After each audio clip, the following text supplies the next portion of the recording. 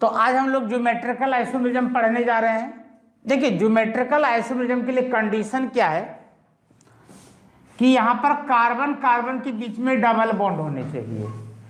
हालांकि जब आप कंपटीशन की तैयारी करेंगे तो कंपटीशन में कहा जाता है कि कार्बन कार्बन के बीच में डबल बॉन्ड होने चाहिए, कार्बन ऑक्सीजन के बीच में डबल बॉन्ड होने चाहिए, कार्बन नाइट्रोजन के बीच में डबल बॉन्ड होने चाहिए, नाइट्रोजन नाइट्रोजन के बीच में डबल बॉन्ड होने चाहिए, यदि आप कंपटीशन लेवल की तैयारी करते हैं तो। लेकिन अपने को यहां पर यह पढ़ना है कि जब कार्बन कार्बन के बीच में डबल बॉन्ड हो, ठीक है। ये चीज मैंने आपको इसलिए बता दिया कि यदि आप कंपटीशन की तैयारी कर रहे हो तो ये नहीं है कि हमारा ज्योमेट्रिकल आइसोमेरिज्म इतना ही है। ज्योमेट्रिकल आइसोमेरिज्म जो मैं आज पढ़ाने जा रहा हूं इससे कई गुना ज्यादा है, लेकिन हम लोग तो बोर्ड के एग्जाम के हिसाब से पढ़ रहे हैं। तो यहां पर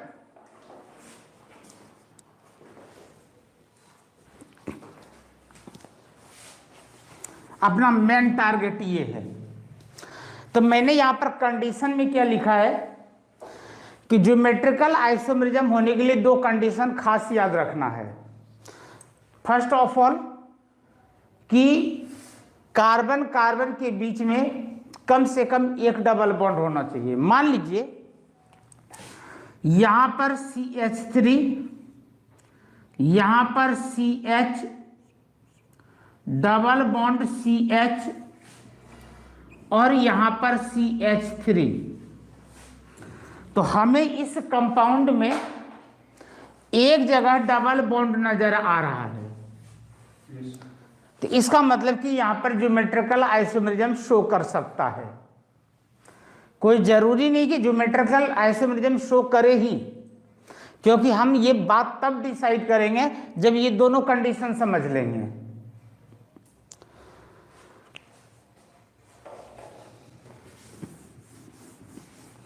दूसरा यहां पर यह कहा जा रहा है कि द एटॉम्स और groups attach to the double bonded carbon atom. जैसे कि यहां पर आप देख लीजिए ये डबल बॉन्डेड कार्बन एटॉम है, ये भी डबल बॉन्डेड कार्बन एटॉम और ये भी डबल बॉन्डेड कार्बन एटॉम। यहां पर CH3, यहां पर H, यहां पर CH3 और यहां पर H। एक तो मैंने लिया ये एग्जांपल, और दूसरा मैं यहां पर ले रहा हूं C डबल बॉन्ड C, यहां पर CH3 और यहां भी CH3, यहां पर H और यहां पर H। यदि गौर से देखें तो जो मॉलिक्यूलर फॉर्मूला इसका है वही मॉलिक्यूलर फॉर्मूला इसका भी होगा, क्योंकि देखिए 1 2 3 4 कार्बन एटॉम्स हैं, हाइड्रोजन 3 + 3 6 और +2 8। यहां भी देख लीजिए 1 2 3 4 4 कार्बन यहां भी है, 3 + 3 6 और +2 8 हाइड्रोजन यहां भी है। लेकिन ये हमारा ज्योमेट्रिकल आइसोमेरिज्म नहीं होगा, और ये ज्योमेट्रिकल आइसोमेरिज्म को शो करेगा। तो आप कहेंगे जी मुझे कैसे पता लगेगा कि कौन ज्योमेट्रिकल आइसोमेरिज्म शो करेगा और कौन ज्योमेट्रिकल आइसोमेरिज्म शो नहीं करेगा? तो इस बात को समझने के लिए आपको सेकंड पॉइंट समझना पड़ेगा। सेकंड पॉइंट में क्या कहा जा रहा है, अपने लैंग्वेज में समझें कि जो डबल बॉन्डेड कार्बन है, प्रत्येक डबल बॉन्डेड कार्बन के साथ डिफरेंट एटॉम्स या डिफरेंट ग्रुप्स होने चाहिए। जबकि आप यहां पर देख रहे हैं कि सेम ग्रुप लगे हुए हैं सेम कार्बन के साथ, और इधर देखें तो सेम कार्बन के साथ यहां पर सेम एटॉम्स लगे हुए हैं। और यहां पर क्या कहा जा रहा है कि attach to double bonded carbon atoms must be different. ये क्या होने चाहिए? डिफरेंट होने चाहिए। या तो डिफरेंट ग्रुप्स हो या तो फिर डिफरेंट एटॉम्स हो, और यहां पर ये दोनों डिफरेंट नहीं है, यहां पर ये दोनों डिफरेंट नहीं है, इसलिए यह ज्योमेट्रिकल आइसोमरिज्म शो नहीं करेगा। लेकिन यहां पर देख लीजिए, यदि यहां पर CH3 है तो यहां पर हाइड्रोजन है, तो डिफरेंट हो गया क्या? यहां पर भी देखिए ये क्या हो गया? डिफरेंट हो गया। तो यदि यहां पर डिफरेंट एटॉम्स या डिफरेंट ग्रुप्स जुड़े हुए हैं डबल बॉन्डेड कार्बन के साथ, तो यह ज्योमेट्रिकल आइसोमरिज्म को शो करेगा। यहां तक किन्हीं को कोई डाउट? तो ये था हमारा कंडीशन।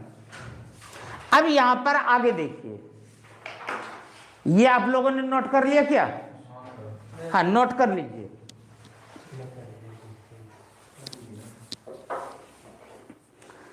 जिन्होंने नोट नहीं किया है वो नोट कर लें, तब फिर मैं यहां पर बताऊंगा सिस और ट्रांस क्या होता है।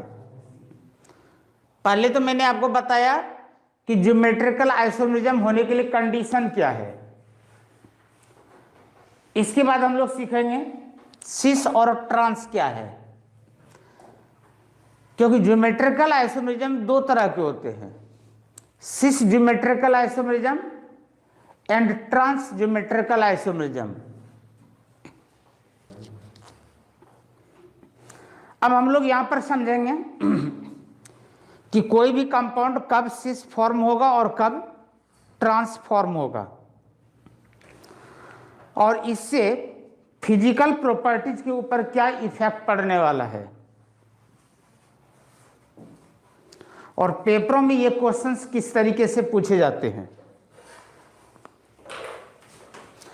अब यहां पर देख लीजिए, C डबल बॉन्ड C, यहां पर CH3,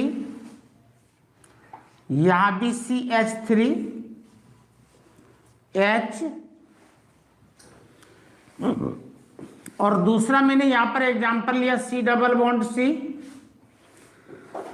यहां पर CH3, यहां पर CH3, ये H है और ये भी H।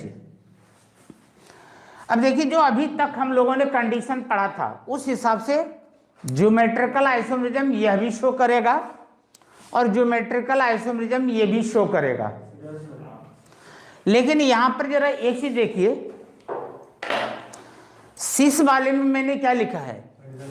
If similar group are adjacent to each other, यानी कि ये इसके एडजेसेंट पोजीशन पर है और ये इसके एडजेसेंट पोजीशन पर है, तो यह कहलाएगा सिस।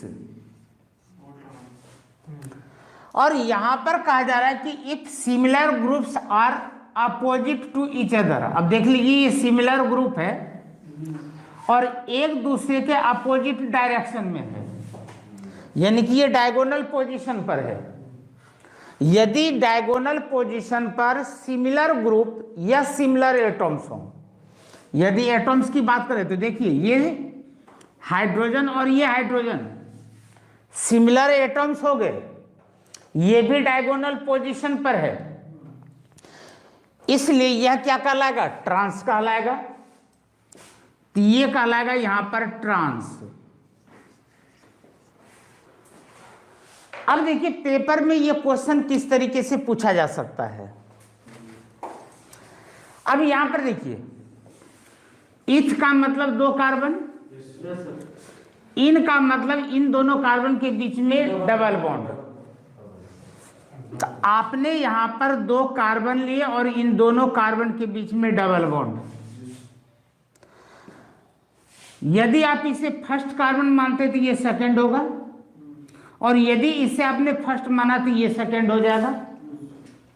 यहां पर कहा जा रहा है कि पहले और दूसरे कार्बन पर एक एक क्लोरीन है, क्योंकि 1,2 डाइक्लोरो है, तो मान लीजिए कि यहां पर एक क्लोरीन आपने दिखा दिया और यहां पर एक क्लोरीन दिखा दिया, तो 1,2 डाइक्लोरो हो गया।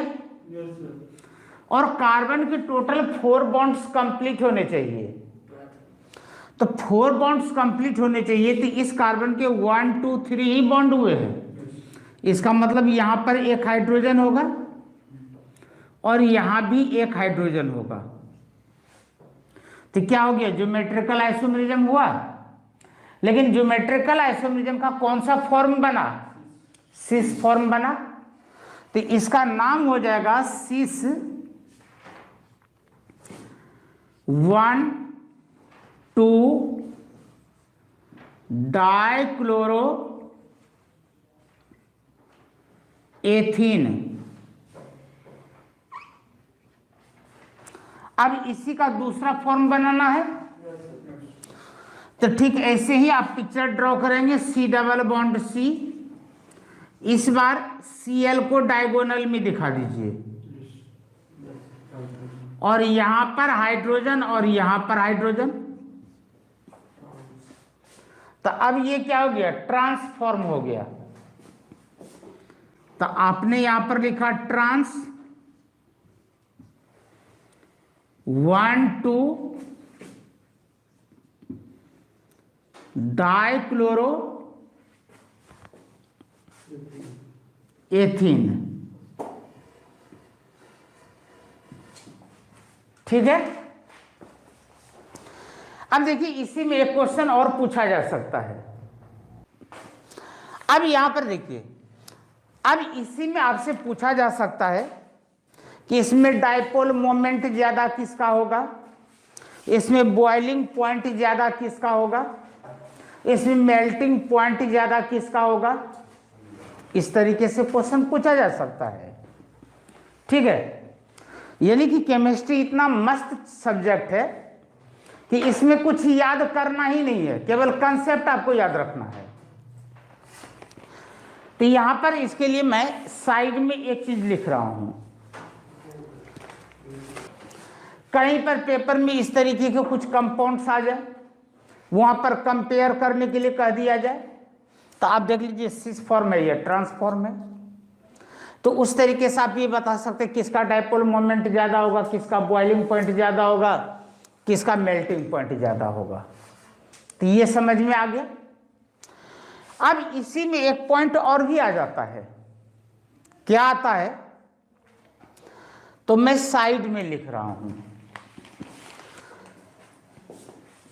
यदि मान लीजिए कि आपको यहां पर C डबल बॉन्ड C दे दिया, यहां पर फ्लोरीन, यहां पर क्लोरीन, यहां पर ब्रोमीन और यहां पर आयोडीन, इस तरीके से दे दिया, और इसके ज्योमेट्री के बारे में पूछ दिया। तो भाई हम लोगों ने तो ये पढ़ा था कि एडजेसेंट पोजीशन पर यदि सिमिलर ग्रुप हो, एडजेसेंट पोजीशन पर यदि सिमिलर ग्रुप हो तो उसे सिस कहते हैं, और यदि डायगोनल पोजीशन पर, अपोजिट पोजीशन पर सिमिलर ग्रुप हो तो उसे ट्रांस कहते हैं। और अपने को यहां पर न तो एडजेसेंट पर सिमिलर नजर आ रहे हैं और न ही अपोजिट में सिमिलर नजर आ रहे हैं, तो इसका मतलब यह न तो सिस है और न तो ट्रांस है, लेकिन ज्योमेट्रिकल आइसोमेरिज्म है, ये याद रखिएगा। क्यों? क्योंकि ज्योमेट्रिकल आइसोमेरिज्म के लिए हम लोगों ने क्या कंडीशन पढ़ा था, at least 1 carbon carbon double bond होने चाहिए, जो कि यह कंप्लीट कर रहा है। दूसरा हम लोगों ने पढ़ा था कि जो डबल बॉन्डेड कार्बन एटॉम्स है, इसके साथ डिफरेंट एटॉम्स या डिफरेंट ग्रुप होने चाहिए, जो कि डिफरेंट एटॉम्स है। तो ज्योमेट्रिकल तो है लेकिन सिस एंड ट्रांस नहीं है। तो अब ये बताइए कि इसका कुछ न कुछ नाम तो होगा। जहां भी इस तरीके का कोई कंपाउंड आ जाए तो उसे कहा जाता है E and Z geometrical isomerism.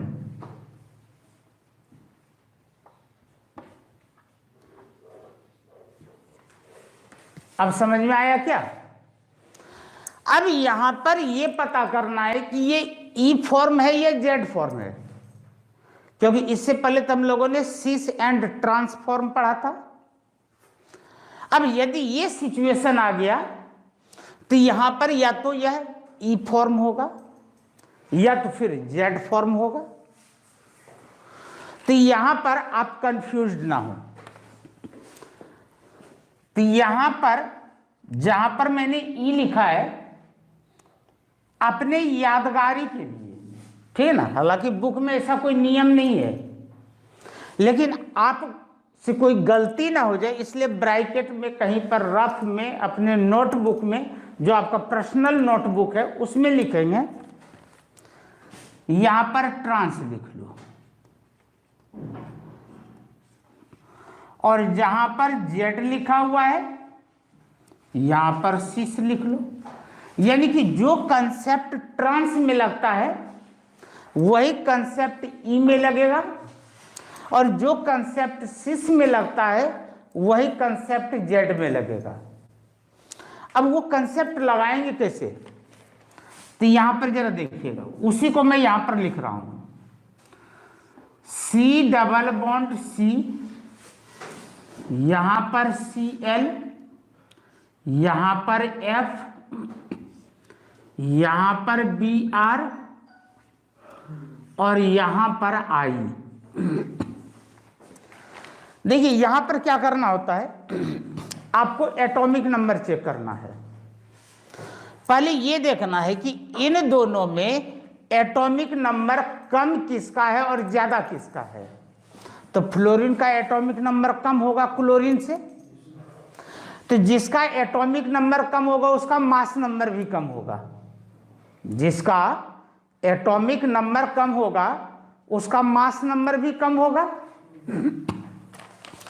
तो जिसका मास नंबर कम है यहां पर लिखो लो, और जिसका ज्यादा है यहां पर लिख लो हाई। ये तो समझ में आ गया। इन दोनों में जिसका मास नंबर कम है वहां पर लिखेंगे लो, और जिसका मास नंबर ज्यादा है वहां पर लिखेंगे हाई। वही काम यहां भी करना है। इन दोनों में ब्रोमीन का एटॉमिक नंबर कम होता है और आयोडीन का एटॉमिक नंबर ज्यादा होता है, और जिसका एटॉमिक नंबर कम है उसका मास नंबर भी कम। तो यहां पर हो जाएगा लो और यहां पर क्या हो गया, हाई हो गया। क्या अब ये देखो,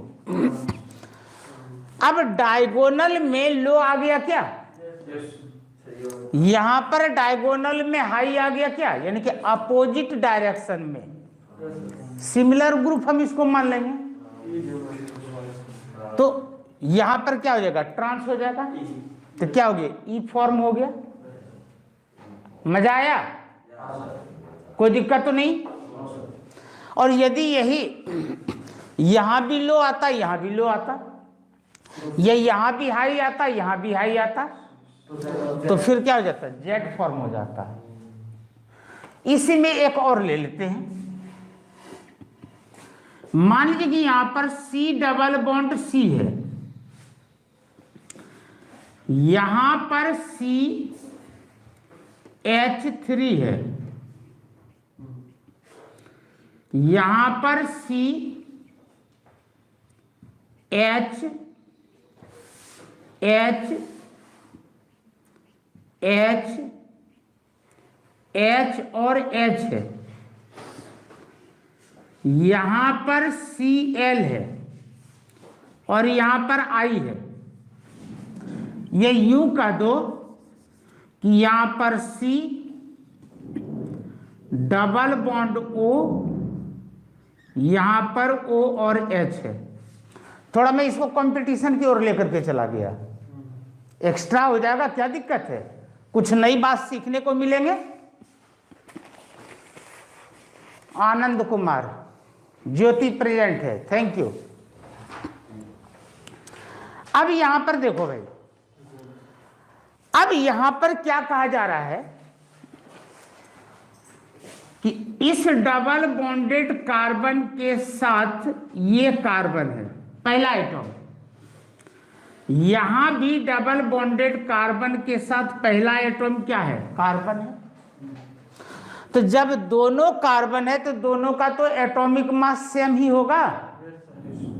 तो अब इसके बेस पर हम यह नहीं पता कर सकते हैं कि इसमें लो प्रायोरिटी किसका होगा और हाई प्रायोरिटी किसका होगा। जब यहां पर दोनों सिमिलर एटॉम्स आ जाए, जरा ध्यान से सुनिएगा, यदि यहां पर सिमिलर एटॉम्स आ जाए तो अब हम इसको चेक नहीं करेंगे। अब किसको चेक करेंगे, इसके साथ वाले को चेक करेंगे। इसके साथ वाले में कौन है, एक हाइड्रोजन ये है, दूसरा ये है, तीसरा ये है। तो कितने हाइड्रोजन हुए, 3। एक हाइड्रोजन का एटॉमिक मास 1, तो 3 हाइड्रोजन का एटॉमिक मास कितना होगा, 3 AMU होगा क्या, सैनी साहब। अब यहां पर देखिए, इस कार्बन के साथ एक हाइड्रोजन ये है, दूसरा हाइड्रोजन ये है, और तीसरा ये कार्बन जुड़ा हुआ है डायरेक्ट। इसके साथ जो एटॉम डायरेक्ट जुड़ा हुआ है उसी को हमें लेना है, आजू बाजू वाले को नहीं लेना है। तो अब यहां पर 2 हाइड्रोजन हो गया और एक कार्बन हुआ। तो कार्बन के 12, हाइड्रोजन का 1 और हाइड्रोजन का 1, तो कितना हो गया, 14 हुआ। इन दोनों में ज्यादा मास किसका है, इसका। तो ये क्या हो गया, हाई प्रायोरिटी हो गया क्या, और ये क्या हुआ, लो प्रायोरिटी हुआ। और मान लीजिए कि थोड़ी देर के लिए यहां पर भी CH3 ही होता, या कुछ और ले लीजिए, C डबल बॉन्ड O और H होता, तो फिर यहां पर देख लीजिए, फिर ये कार्बन हो गया भाई, ये भी कार्बन हो गया। तो हम यहां पर किसको लेंगे, कार्बन के 2 बॉन्ड ऑक्सीजन के साथ जुड़े हुए हैं, तो ऑक्सीजन का 2 एटॉम माना जाएगा। कार्बन के ऑक्सीजन के साथ डबल बॉन्ड जुड़े हुए हैं, तो हमें यहां पर 2 ऑक्सीजन मानना पड़ेगा, और 1 हाइड्रोजन हो गया। तो ऑक्सीजन का कितना होगा, 16 गुना 32, 32 और 1 33 हो गया। अब यहां पर देखो, ये 2 ऑक्सीजन माना जाएगा, और इसके साथ ये भी डायरेक्ट ऑक्सीजन ही लगा हुआ है, तो यहां पर तो 3 ऑक्सीजन मानेंगे। तो 16 या कितना हो गया, 48, 48। अब 33 और 48 में हायर प्रायोरिटी कौन हो गया, 48 हो गया। तो ये हो गया हाई और ये हो गया लो। अब एडजेसेंट पोजीशन पर हाई आ गया, एडजेसेंट पोजीशन पर लो आ गया, तो इसका मतलब कि यह क्या हो गया, जेड फॉर्म हो गया। तो मुझे लगता है कि ये आप अच्छे तरीके से समझ गए होंगे। आप लोगों को कोई डाउट हो, जो ऑनलाइन क्लास ज्वाइन किए हुए हैं, वो कमेंट बॉक्स में मुझे जरूर बताएंगे। और कल मैं आपको पढ़ाऊंगा कन्फर्मेशनल आइसोमेरिज्म। आज हो गया डिटेल से ज्योमेट्रिकल आइसोमेरिज्म, कल हो गया था स्ट्रक्चरल आइसोमेरिज्म। और जब ये चारों पढ़ लेंगे, ज्योमेट्रिकल पढ़ लेंगे, कन्फर्मेशनल हो जाएगा, ऑप्टिकल हो जाएगा, तो एक दिन मैं आपको डिटेल से और कंपटीशन का बताऊंगा। क्या बताऊंगा वो सुन लीजिए, पहले से ही धूम मचा दो। कि मान लीजिए कोई कंपाउंड दे दिया और आपसे पूछ दिया कि how many isomers, how many geometrical isomers. एक ही कंपाउंड के कई जो आइसोमर्स होते हैं। तो वो काउंटिंग आप कैसे पता करेंगे? पहले वाले में देखिए कि दोनों किनारे क्या है, सेम है। और जो सेकंड एग्जांपल हमने लिया है इसमें दोनों किनारे क्या है, बिल्कुल डिफरेंट है। यहां पर मिथाइल ग्रुप है और यहां पर क्लोराइड ग्रुप है, क्लोरो है। तो अभी जो मैं आपको बताने जा रहा हूं इसके बारे में बताने जा रहा हूं कि यदि हमारे पास कोई ऐसा पॉलिन है जिसका अंतिम सिरा डिफरेंट है, ये डिफरेंट कुछ भी हो सकते हैं। तो इसके लिए आप नोट कर लें,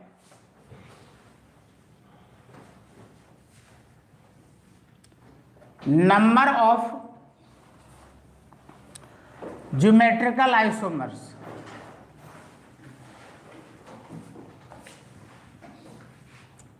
ज्योमेट्रिकल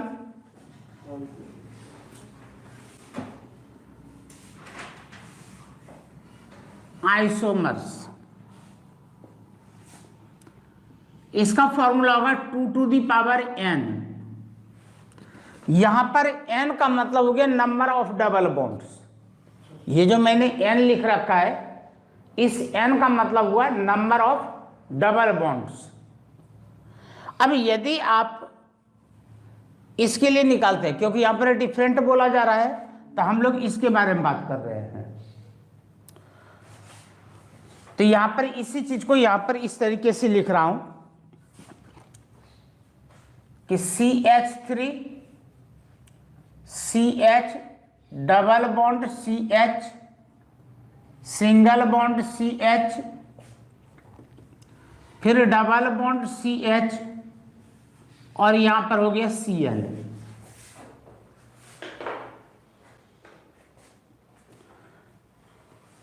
हिमांशु प्रेजेंट है, ज्योति प्रेजेंट है।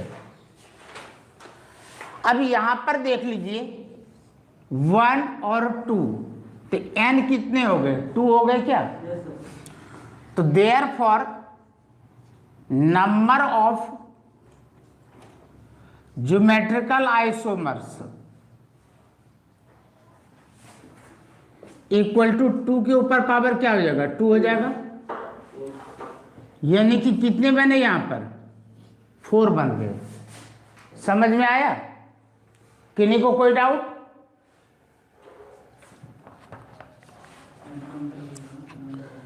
अब यदि मान लीजिए कि यहां पर दूसरा एक एग्जांपल ले लेते हैं। मान लीजिए कि आपके पास C6H5 है, यहां पर CH double bond CH single bond CH double bond CH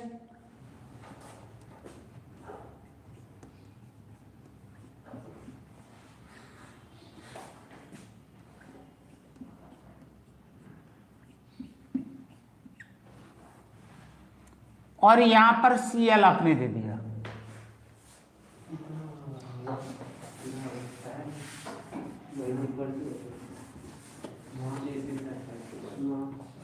अब यहां पर हम लोग क्या करेंगे, डबल बॉन्ड की काउंटिंग करेंगे।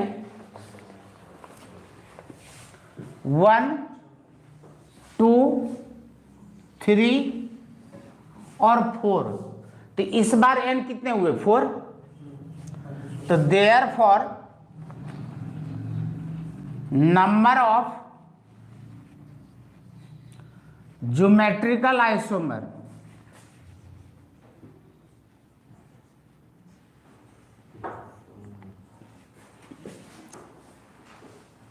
आइसोमर्स इक्वल टू 2 के ऊपर पावर इस बार क्या हो जाएगा, 4 हो जाएगा। और यदि 2 के ऊपर पावर 4 हुआ तो कितने बन जाएंगे भाई, 16। यानी कि 1 2 3 4 16 आइसोमर्स होंगे इसमें।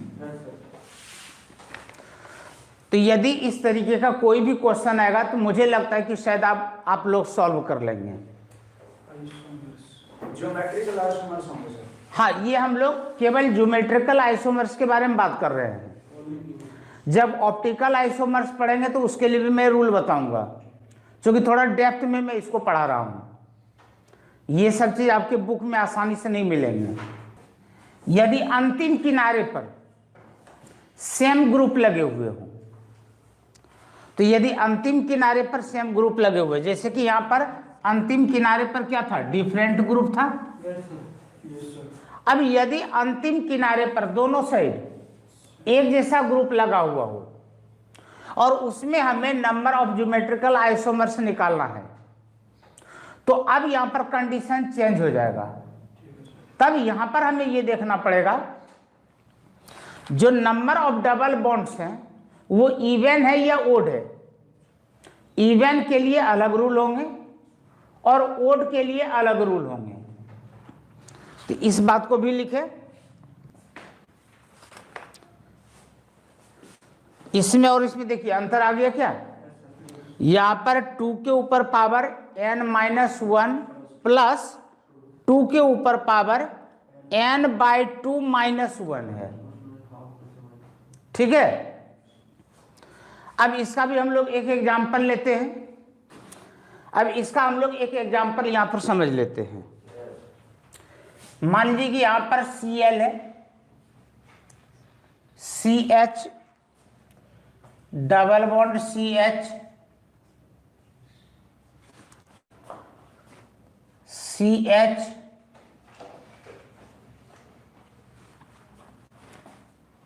साथ के साथ कॉपी करते ही चल रहे हैं।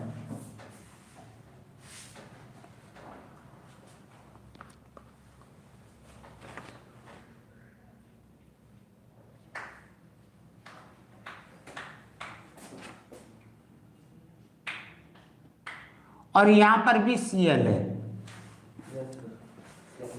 इस बार आप देख लीजिए कि दोनों अंतिम सिरे पर सेम ग्रुप या सेम एटॉम्स लगे हुए हैं और नंबर ऑफ डबल बॉन्ड 1, 2, 3 और 4, यानी कि n इक्वल टू आपका यहां पर क्या मिला, 4 मिला। तो मैंने यहां पर लिखा कि यदि n इवन नंबर हो तो 4 क्या है, इवन नंबर है। तो यदि इवन नंबर है तो नंबर ऑफ ज्योमेट्रिकल आइसोमर्स के लिए आप ये फॉर्मूला लगाएंगे। तो यहां पर आप लिखते हैं number of isomers, number of geometrical isomers, geometrical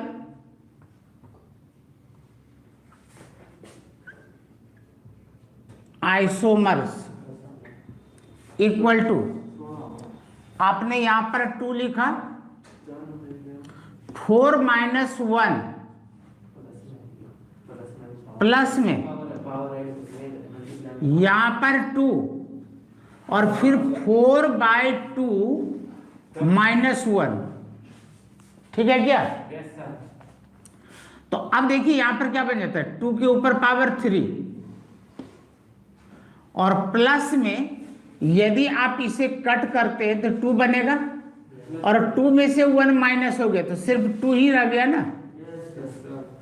तो अब यहां पर देख लीजिए 2 के ऊपर पावर 3 है तो यह बना 8 और 2 के ऊपर पावर 1 है तो यह रह जाएगा 2। तो टोटल नंबर ऑफ आइसोमर्स कितने हुए, 10 हुए क्या। कॉपी कर लीजिए। राजीव भैया थोड़ी लेट हो गए। हाँ, साहिल सैनी भी पहुंच गए हैं भाई, थैंक यू। इन सबों का रिपोर्ट मुझे भेजना है आज ऑफिस में कि इतने बच्चों में इतने ही बच्चे प्रेजेंट होते हैं। तो और क्या, तभी तो प्रैक्टिकल में मैं नंबर काटूंगा। जो प्रेजेंट होंगे उनके नंबर मिलेंगे। लगा दो अटेंडेंस।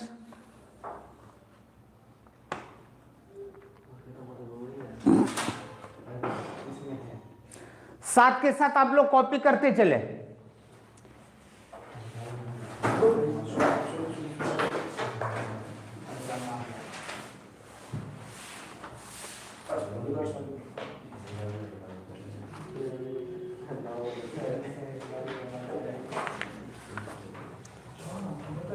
अब इसी का सेकंड पार्ट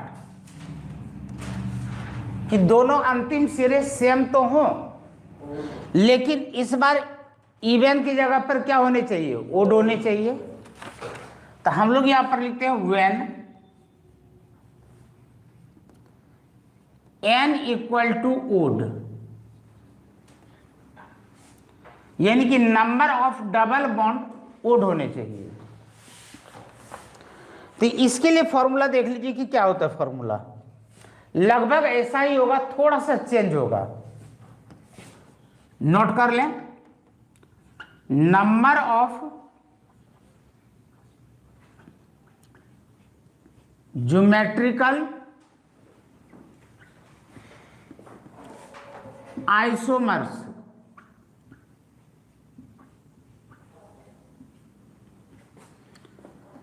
यहां पर 2 के ऊपर पावर n-1 तो रहेगा ही, ये वाला चीज, प्लस यहां पर 2, लेकिन यहां पर होगा n-1/2। देखिए यहां पर क्या डिफरेंस आ गया, यहां पर n में से 1 माइनस कीजिए, उसके बाद 2 से डिवाइड करना है। जबकि पहले वाले में क्या था, n को 2 से डिवाइड कीजिए, डिवाइड करने के बाद जो आए उसमें से 1 माइनस करना है। तो मेन डिफरेंस यहां पर ये आता है। अब इसका भी हम लोग एक एग्जांपल देख लेते हैं।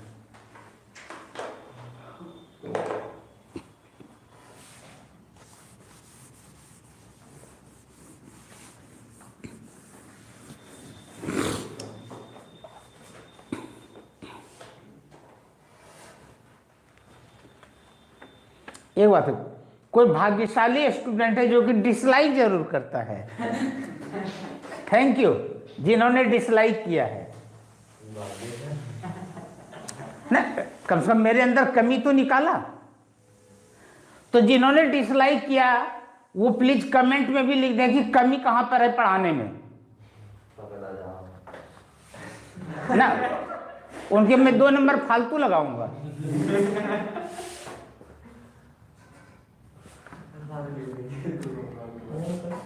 लिखे CH3 CH double bond CH, Hindi में कहा गया है निंदक नियरे राखिए आंगन कुटी छवाए, जो आपकी निंदा करे उसे बिल्कुल जिगर के पास रखिए।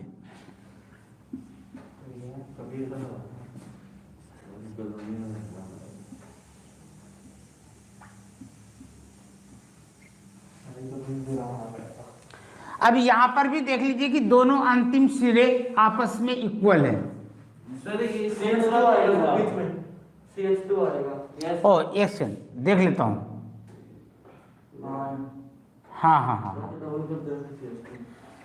डबल कर दिया भाई। तो 1 2 3 होने चाहिए, 1 2 3।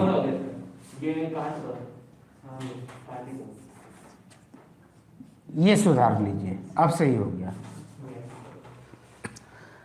अब यहां पर नंबर ऑफ डबल बॉन्ड्स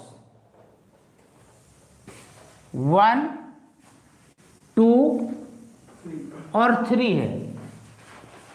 तो n आपका यहां पर बन गया 3, जो कि ओड नंबर है। अब इसके लिए हम लोग यहां पर फॉर्मूला यूज करेंगे।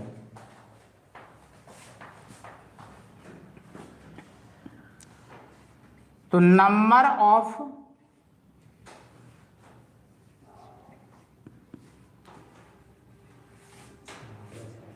ज्योमेट्रिकल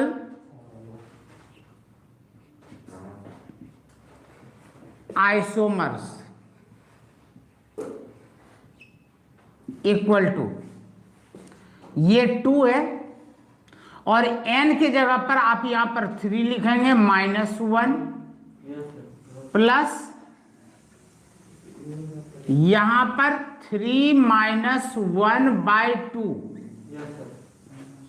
तो यहां पर आपको मिलता है 2 के ऊपर पावर 2 और 3 - 1 2 और 2 को आपने 2 से डिवाइड किया। ठीक है, अब देखिए आपको यहां पर क्या मिला, 2 के ऊपर पावर 2 है तो ये 4 और 2 के ऊपर पावर 1 है तो फिर यहां पर हो गया 2। तो यहां पर नंबर ऑफ ज्योमेट्रिकल आइसोमर्स 6 हो गए। चलिए, तो ये था हमारा ज्योमेट्रिकल आइसोमेरिज्म। अब शुरू करते हैं ऑप्टिकल आइसोमेरिज्म। तो ये मान लीजिए कि आपके पास सनलाइट है,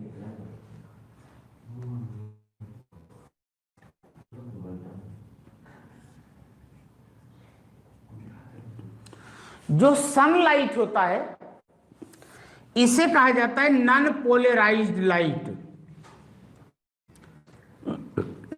नॉन पोलराइज्ड लाइट। अब यहां पर इस लाइट को दो निकोल प्रिज्म लेते हैं, एक प्रिज्म सीधा रखते हैं, दूसरा प्रिज्म उल्टा रखते हैं। पहले प्रिज्म से यह स्प्लिट होता है और दूसरे प्रिज्म से इसका रिकॉम्बिनेशन हो जाता है। जब पहले प्रिज्म के अंदर ये एंटर करता है तो जो सनलाइट होता है वो 7 कंस्टिट्यूएंट्स कलर में टूट जाते हैं। ये तो आप लोगों ने पढ़ा होगा। और फिर वही लाइट आगे जब दूसरे प्रिज्म के अंदर एंटर करता है तो वो दोबारा आपस में मिल जाते हैं, रिकॉम्बिनेशन हो जाता है। अब यहां पर जो इसका रोटेशन डिफरेंट डायरेक्शन में आप देख रहे थे, अभी यह था पॉलीक्रोमिक और अब हो जाएगा यहां पर मोनोक्रोमिक, यानी कि इसे अब आप इस तरीके से दिखाएंगे, यानी कि अब यह क्या हो गया, पोलराइज्ड हो गया। अभी तक यह नॉन पोलराइज्ड था, अब यह कहलाता है पोलराइज्ड लाइट। पोलराइज्ड लाइट, ठीक है। अब हमें जिस केमिकल सबस्टेंस का ऑप्टिकल एक्टिविटी चेक करना है तो उस केमिकल सबस्टेंस के सॉल्यूशन को आपने यहां पर ले लिया। मान लीजिए आपके पास शुगर है, आ जाइए बैठिए। मान लीजिए कि आपके पास यहां पर शुगर है तो आपने यहां पर शुगर का सॉल्यूशन ले लिया। आप भी समझ लें, ये बहुत काम का चीज है। +2 में ऑप्टिकल आइसोमेरिज्म आते हैं। तो ये क्या होता है कि ये लाइट जब इस रास्ते से निकलता है तो यहां पर 3 सिचुएशन डेवलप हो सकते हैं। यह जो प्लेन पोलराइज्ड लाइट है तो प्लेन पोलराइज्ड लाइट का रोटेशन होगा, या तो ऐसे रोटेट करेगा, या तो ऐसे रोटेट करेगा, या तो फिर कुछ नहीं करेगा। 3 ही कंडीशन है, या तो यह क्लॉकवाइज रोटेट करेगा, या तो फिर यह एंटी क्लॉकवाइज रोटेट करेगा, या तो रोटेशन होगा ही नहीं। यदि रोटेशन नहीं हुआ तो जैसा था वैसा ही दिखाई पड़ेगा। यदि रोटेशन नहीं हुआ तो इसे कहा जाएगा ऑप्टिकली इनएक्टिव। ऑप्टिकली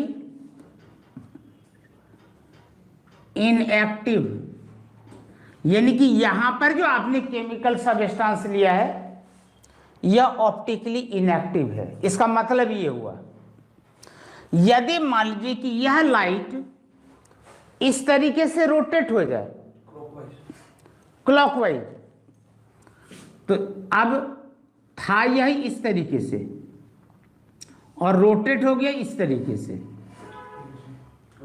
या तो फिर था यह इस तरीके से और रोटेट हो गया इस तरीके से, तो इन दोनों कंडीशन में यह ऑप्टिकली एक्टिव होगा, ऑप्टिकली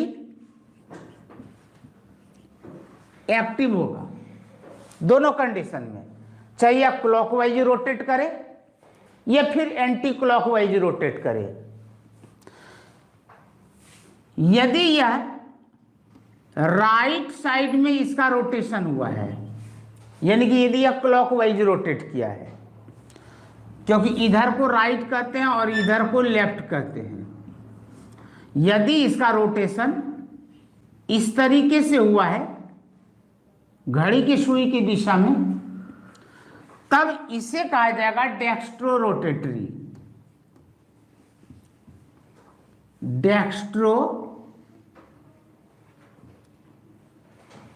रोटेटरी। इसी को स्मॉल लेटर में डी से रिप्रेजेंट करते हैं, जो कि बायोमोलिकल्स में आपने पढ़ा होगा, ठीक है, या फिर आपने हाइलो एल्केन्स एंड आरेन्स में पढ़ा होगा।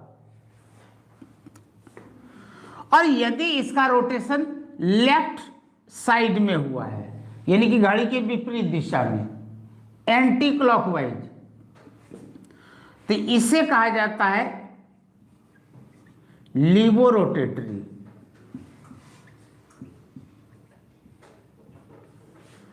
इसे स्मॉल लेटर एल से रिप्रेजेंट करते हैं। तो ऑप्टिकल आइसोमेरिज्म में ये चीज है। अब ये तो कहानी हो गया। अब मान लीजिए कि आपके पास यहां पर C डबल बॉन्ड O, यहां पर H है, यहां पर C OH और H है, यहां पर CH H और OH है, ऐसा लिखा हुआ है। और आपसे पूछ दिया गया कि बताओ यह ऑप्टिकल आइसोमेरिज्म को शो करता है या नहीं करता है। तो इसमें तो हमें ऐसा कुछ नजर ही नहीं आ रहा है। ये तो प्रैक्टिकल की बात है जो साइंटिफिक लेवल पर काम होता है। यदि आपके पेपर में इस तरीके का लिखा हुआ आ गया तो अपने को किस तरीके से पता लगेगा कि यह ऑप्टिकली एक्टिव है या ऑप्टिकली इनएक्टिव है। क्वेश्चन समझ में आया? ठीक है। अब यहां पर हम लोग समझते हैं, इसमें आपको यह पता करना होगा कि कौन कायरल कार्बन है। याद कीजिए, मैंने कायरल कार्बन पढ़ाया था, कायरल और एक कायरल। हाँ, अब वो कंसेप्ट यहां पर लागू होंगे। तो चेक करते हैं। मैंने आप लोगों को कहा था कि कार्बन के भाई 4 बॉन्ड्स होते हैं। 2 कायरल कार्बन होते हैं। हाँ, कार्बन के 4 बॉन्ड्स होते हैं। यदि कार्बन के चारों बॉन्ड्स के साथ अलग अलग चीज लगे हुए हों तो इसे हम कायरल कहेंगे। और यदि किसी 2 बॉन्ड के साथ सेम एटॉम लग जाए तो वह एक कायरल होगा। तो यहां पर देखिए कि यह कायरल नहीं है, ये क्या है? यह एक कायरल है। क्यों? क्योंकि कार्बन के 2 बॉन्ड ऑक्सीजन के साथ जुड़ गए, इसलिए यह कायरल ही है। यहां पर यह भी कायरल नहीं है, यह भी एक कायरल है। क्यों भाई? तो यहां पर कार्बन के 2 बॉन्ड हाइड्रोजन के साथ जुड़ गए, लेकिन ये वाला जो कार्बन देख रहे हैं बीच में, यह कायरल होगा। क्यों? क्योंकि यह हाइड्रोजन से जुड़ा हुआ है, इधर OH है, इधर CHO है, इधर CH2OH है। तो इस कार्बन के चारों बॉन्ड अलग अलग चीजों से जुड़े हुए हैं, इसलिए बीच वाला कार्बन क्या कहलाएगा? यह कहलाएगा कायरल कार्बन। और किसी भी मॉलिक्यूल में कम से कम एक भी कायरल कार्बन है तो वह ऑप्टिकली एक्टिव। एक भी कायरल कार्बन है तो वह ऑप्टिकली क्या होगा? एक्टिव, अदरवाइज क्या होगा? इनएक्टिव। तो किन्हीं को कोई डाउट? एक्टिव होगा, किस तरह मूव करेगा वो तो बाद में बताऊंगा। अभी तो केवल ये पता लग रहा है कि आपकी शादी हुई है या नहीं हुई है। अब बेटा होगा या बेटी होगी वो तो बाद की बात है, ठीक है ना। अभी मैंने आपको सिर्फ ये बताया है, अभी मैंने आपको सिर्फ ये बताया है कि किसी भी मॉलिक्यूल को आप देखकर किस तरीके से पता कर सकते हैं कि यह ऑप्टिकली एक्टिव है या ऑप्टिकली इनएक्टिव है। यहां तक किन्हीं को कोई डाउट हो तो पूछ सकते हैं। मजा आ गया? तो ऐसे ही आनंद लेने के लिए ऑनलाइन क्लास ज्वाइन करते रहे। Thank you.